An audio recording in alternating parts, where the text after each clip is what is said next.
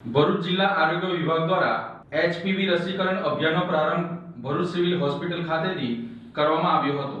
ગર્ભાશયના મુખના cancer સામે લડવા માટે દેશવ્યાપી HPV રસીકરણ અભિયાનનો ભરૂચ જિલ્લામાં ઔપચારિક પ્રારંભ આજે કરવામાં આવ્યો હતો। આ અભિયાનનો વર્ચ્યુઅલી શુભારંભ વડાપ્રધાન નરેન્દ્ર મોદીના હસ્તે કરવામાં આવ્યો હતો। જિલ્લા આરોગ્ય તંત્ર દ્વારા ભરૂચ સિવિલ હોસ્પિટલ ખાતે કાર્યક્રમનું આયોજન કરવામાં આવ્યું હતું, જેમાં જિલ્લા આરોગ્ય અધિકારી ડૉક્ટર HS પટેલ, આરોગ્ય વિભાગના અધિકારીઓ, તબીબી સ્ટાફ તથા આમંત્રિત મહાનુભાવો ઉપસ્થિત રહ્યા હતા। કાર્યક્રમ દરમિયાન કિશોરીઓને HPV રસી આપીને અભિયાનની શરૂઆત કરવામાં આવી હતી।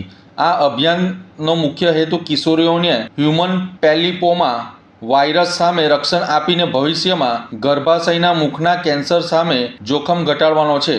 આરોગ્ય વિભાગ દ્વારા શાળા સ્તરે તેમજ આરોગ્ય કેન્દ્રો પર ખાસ કેમ્પ યોજી 9 થી 14 વર્ષ વયની દીકરીઓને નિઃશુલ્ક રસી આપવામાં આવશે। હું doctor Saliha Agasiwala, gynaecologist, civil hospital Bharuch.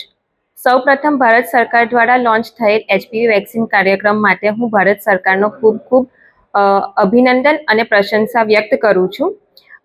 HPV vaccine એ અસંખ્ય ની માત્રામાં, લાખોની માત્રામાં યુવા દીકરીઓ તથા મહિલાઓને કેન્સર મુક્ત રાખશે।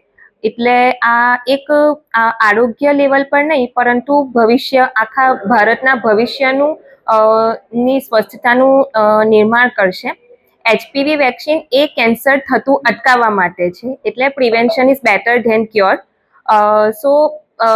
અને ભારત ગવર્મેન્ટ દ્વારા, ભારત સરકાર દ્વારા ફ્રી ઓફ કોસ્ટમાં અને સિંગલ ડોઝમાં આપવામાં આવે છે। એટલે દરેક 15 વર્ષથી નાની ઉંમરની યુવા દીકરીઓએ આ વેક્સિન લેવી જ જોઈએ અને ગવર્મેન્ટ દ્વારા આપવામાં આવેલા આ લાભ લેવો જ જોઈએ।